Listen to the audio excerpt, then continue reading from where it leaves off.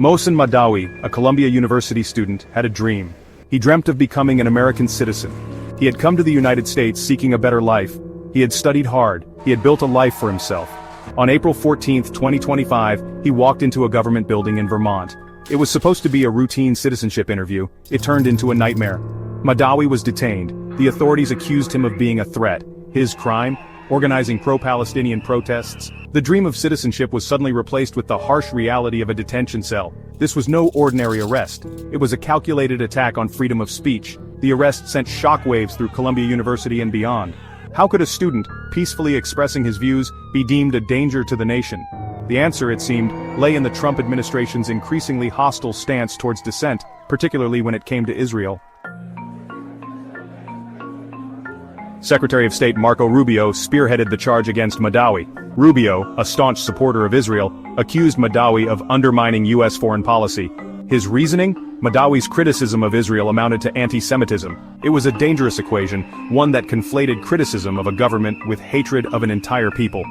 The evidence against Mahdawi was flimsy at best. There were no instances of violence, no hate speech, just a young man exercising his right to free speech. Professors from Columbia, many of them Jewish, rallied to Mahdawi's defense. They wrote letters attesting to his character, his commitment to peace, and his belief in dialogue. But the Trump administration, it seemed, was not interested in nuance. They saw an opportunity to silence a critic, to send a message to anyone who dared question their unwavering support for Israel. The message was clear: criticize Israel and face the consequences. The case landed on the desk of U.S. District Judge Jeffrey Crawford. He listened to the arguments, he reviewed the evidence, and then he delivered a scathing rebuke of the Trump administration's actions. Judge Crawford ordered Mahdawi's immediate release. In his ruling, the judge drew parallels to the McCarthy era, a dark chapter in American history when dissent was equated with disloyalty. He called the attempt to deport Mahdawi not our proudest moment. He saw through the flimsy pretext of national security. He recognized the case for what it truly was, an assault on the First Amendment. The courtroom erupted in applause. Mahdawi, his face etched with relief and gratitude, embraced his lawyers. It was a victory for Mahdawi, but it was also a victory for the Constitution, a reminder that even in the face of powerful forces, the judiciary could still serve as a bulwark against tyranny. Mahdawi's case was not an isolated incident. It was part of a broader and deeply disturbing pattern. The Trump administration had been systematically targeting student activists, particularly those involved in pro-Palestinian advocacy. They revoked visas. They threatened deportation.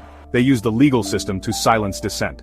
Across the country, students like Mahmoud Khalil, a Columbia graduate, found themselves detained in remote facilities, far from legal support. It was a deliberate strategy designed to isolate, intimidate, and silence. The message was clear: if you dare to criticize Israel, you do so at your own peril. This crackdown on dissent, masked as a matter of national security, struck at the very heart of American democracy. It was a blatant attempt to stifle free speech and create a climate of fear on college campuses and beyond. Section 5. A chorus of outrage backlash against the administration's tactics. The Trump administration's actions ignited a firestorm of criticism. Civil liberties groups, legal scholars, and ordinary citizens from all walks of life condemned the blatant attack on the First Amendment. Over 90 community letters poured in, expressing support for Mahdawi and denouncing the government's overreach. The ACLU called the arrest unconstitutional. Free speech advocates warned of the chilling effect on campus activism. Even some conservatives expressed unease, recognizing that equating protest with deportability set a dangerous precedent. The message was clear: the American people would not stand idly by while their fundamental rights were being eroded. The fight for freedom of speech, it seemed, was far from over. Despite his ordeal, Mohsen Mahdawi refused to be silenced. Upon his release, draped in a Palestinian keffiyeh, he stood on the courthouse steps, a symbol of defiance. "I am not afraid of you," he declared, addressing the Trump administration. "I said no to war." His legal battle, however, was far from over.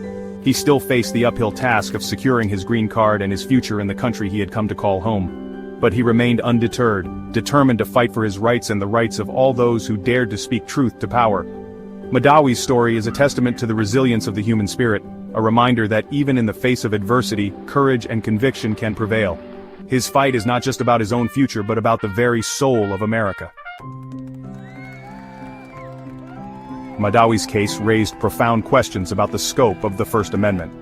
The Trump administration argued that constitutional protections of free speech only applied to U.S. citizens. It was a dangerous argument, one that threatened to create a two-tiered system of justice. If the government could deport someone for expressing their political views, what message did that send to other non-citizens? Would they be afraid to speak up, to participate in the public square, to exercise their rights?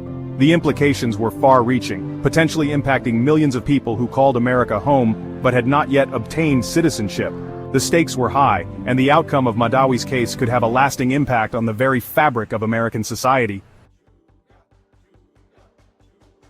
The eyes of the nation were on Mahdawi's case. It was a test for American democracy, a measure of its commitment to its founding principles. Could a nation built on the ideals of free speech and due process allow a student to be punished for expressing his political views? The answer, many hoped, was a resounding no. The right to dissent, to criticize the government, to advocate for change, was fundamental to a healthy democracy. To silence those voices, particularly those of marginalized communities, was to erode the very foundations of American society.